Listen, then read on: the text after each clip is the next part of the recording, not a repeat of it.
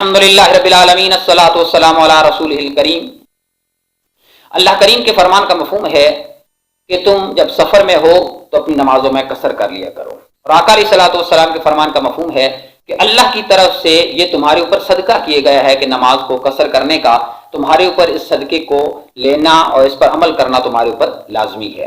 اس لیے شرعی حکم ہے کہ جب تم مسافر ہو، سفر میں ہو، تو اپنی نمازوں کو جو قصر کرنا یہ واجب ہے۔ اگر کوئی بندہ جان بوجھ کے پوری نماز پڑھتا ہے اور قصر نہیں کرتا تو وہ گناہ گار ہوگا، واجب الاعادہ ہوگی، وہ نماز دوبارہ پڑھنی ہوگی۔ قصر کس نماز میں ہوگی؟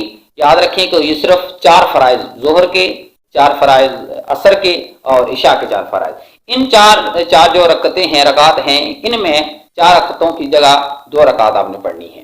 اس کے علاوہ وتر، وہ بھی آپ نے تینوں پورے پڑھنے ہیں۔ فجر کی سنتیں بھی لازمی پڑھنی چاہیے، اور بقیہ جو سنتیں اور نوافل ہیں ان میں یعنی کہ آپ سفر کے دوران ہیں تو اس کے لیے گنجائش ہے، آپ بے شک نہ پڑھیں، اگر کوئی پڑھ بھی لیتا ہے تو کوئی مسئلہ نہیں ہے۔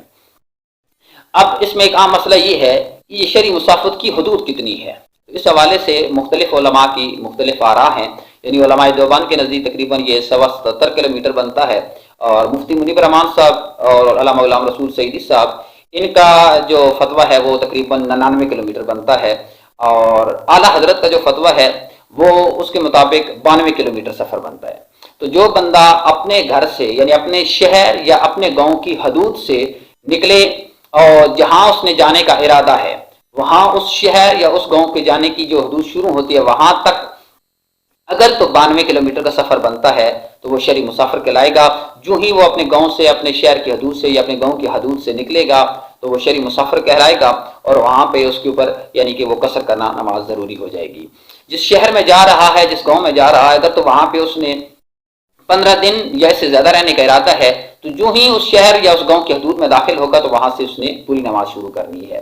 البتہ اگر اس نے 15 دن سے کم یعنی 13، 14 دن یا 12 دن اس طرح اس وہاں رہنے کا ارادہ ہے تو جتنے دن وہاں رہے گا وہاں پہ اس نے قصر ہی پڑے گا۔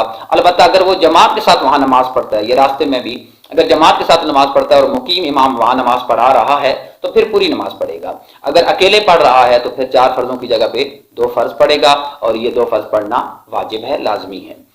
اللہ کریم ہم سب کو آقا علیہ الصلوۃ والسلام کے ہر فرمان پر عمل کرنے کی توفیق عطا فرمائے۔ وآخر دعوانا الحمدللہ۔